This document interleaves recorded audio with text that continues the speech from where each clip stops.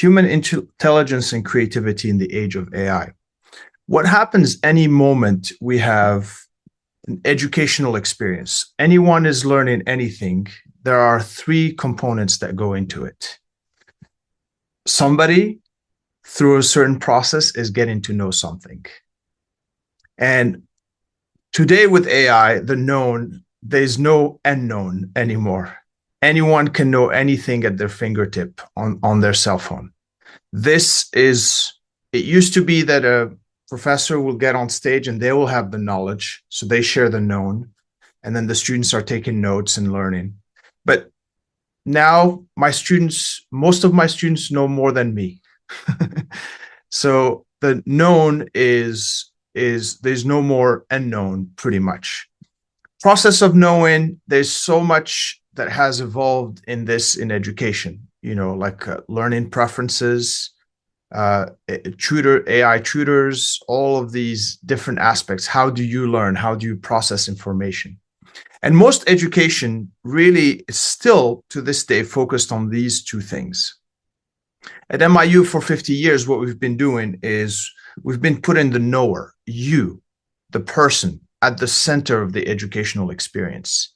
Is there a way for us to develop who you are, give you tools to really expand your consciousness, to really get to know all the dimensions of who you are from the deepest level, so that whatever comes your way, if it's AI or if it's quantum computing or whatever technology is evolving, it doesn't shake you away from who you are as a human being and gives you that understanding. For that, I think we need to, I'll do a brief explanation of the levels of self. On the most surface level, we are our environment. It's very solid, it's concrete, you can touch it. It's a representation of who you are. And then our bodies are as much visible as they are invisible. So you can touch your body, but you have internal organs that are functioning and you're feeling them. And then the senses are like the window to your soul, they say. Your eyes, when you look into someone's eyes, it's like a window to their soul. The senses are as much material as they're immaterial. It's as much outer world as they are inner world. So through the senses, we get to experience our inner world, the mind, the big, vast ocean of the mind. And a more refined aspect of the mind is the intellect, the ability to discern and discriminate. And that's where critical thinking comes into play. And a lot of AI works on this level, on this intellectual level, basically. But then deeper than that, we have the ability to feel deeply into things. AI does not have the ability to feel. AI can take a lot of information and process it really rapidly in a million different ways, but it cannot feel the way a human being can be in touch with that intimate part of who we are, that we can feel into things.